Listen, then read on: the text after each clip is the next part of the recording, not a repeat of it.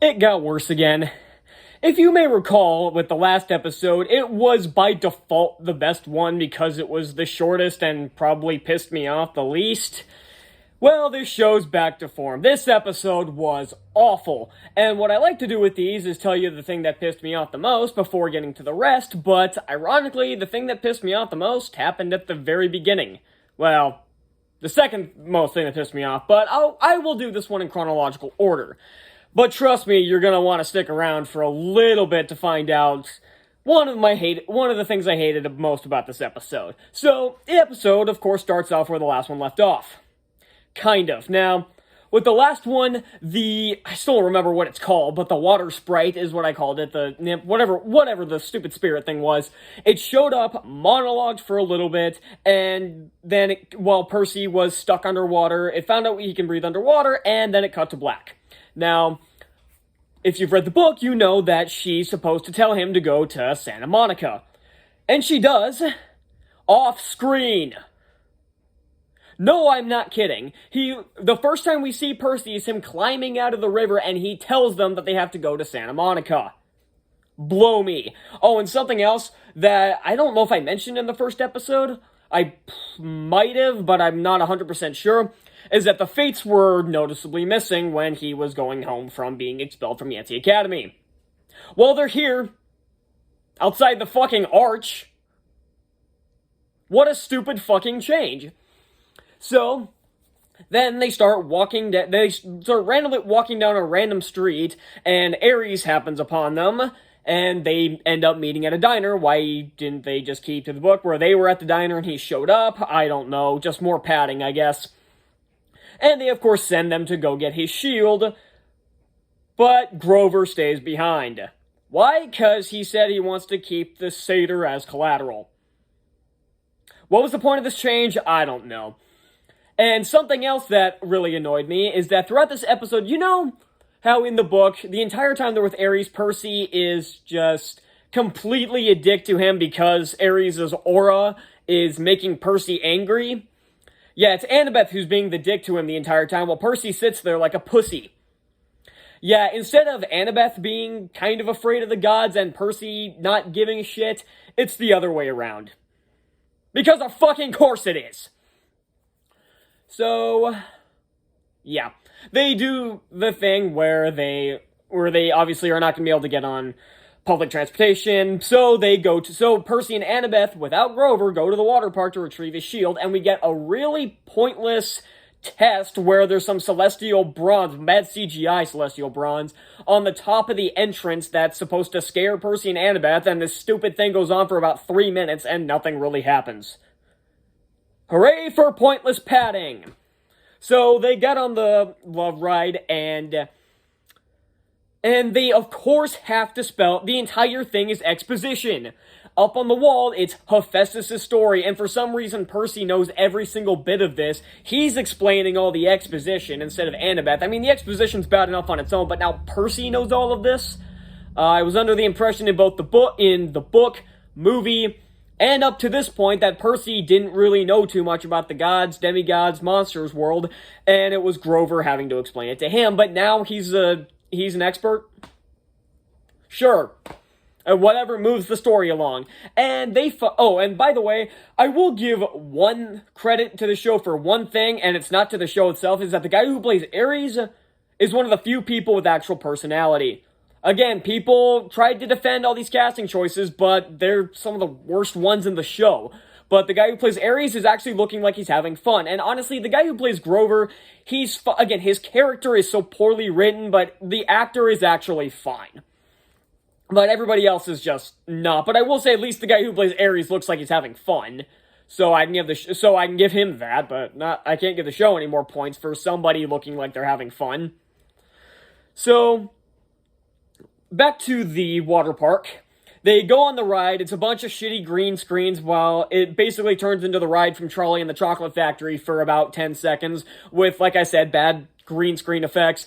And then they happen upon the shield, which is on this golden statue with a gold throne underneath it. And Percy has to sit in the throne while Annabeth retrieves the shield and, of course, turns Percy into a gold statue like it kind of was in the in the, what do you want to call it, the advertisement for it, I guess, in the last episode, or the prelude, I guess, I don't know what you want to call it.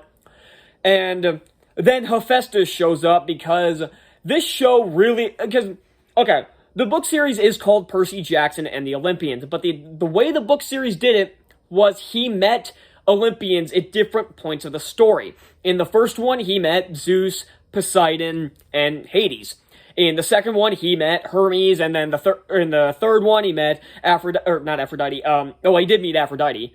And in the first one, he also met Ares, he met Aphrodite, he met Apollo, he met Artemis. You get the point. He met them as he went along. Hephaestus shows up at the water park while Annabeth is trying to get Percy back to normal, and he, of course, ex machinas the way to reverse his own contraption. Why was this added? Again, pointless padding, and that's the biggest problem with this show.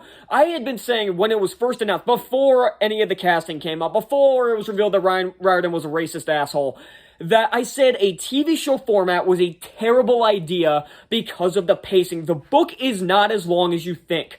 Had they done it for maybe the Heroes of Olympus, if this had been a Heroes of Olympus show, maybe I would have understood it a bit more. Like, they're doing an Aragon TV series. Sure, I get it. The Game of Thrones TV series, yeah, those books are freaking long. But with Percy Jackson and the Olympians, they're not long enough to make a TV show. So, and that is proven by these last few episodes, or hell, even from the first episode when there's so much padding with pointless exposition and stuff added for no reason. Even the movies, they didn't add anything. Even if they added something, it was something quick. It wasn't something that was complete detour, like this stupid puzzle. And again, the puzzle from the novel was like the water park started going haywire, and a bunch of like mechanical spiders showed up, and that was a character building moment for Annabeth where we found out she has a fear of spiders because of the conflict between Arachne and Athena. But that's not here. It's this stupid gold statue, and I think I know why. It's because of the low-ass budget. They were so scared. They tried to play this show so overly safe with the budget that they didn't have enough to make it look any good. They got just enough so that they could hide the CGI in the background. Like, again, with Medusa a couple episodes ago, you see one snake, and you never see the severed head. It's always invisible, or it's in the distance where you only kind of see it, but not really. And she doesn't have the snake head. It's completely hidden the entire time, and you see one moving snake. And here it's this stupid gold statue instead of the mechanical spiders and and again, the ride doesn't really go haywire. It just goes faster a little bit, and then it kind of starts to go haywire, like it's like a storm cloud or something they have to get off. But that's about it. Oh, by the way, the show isn't done with the stupid cuts to black.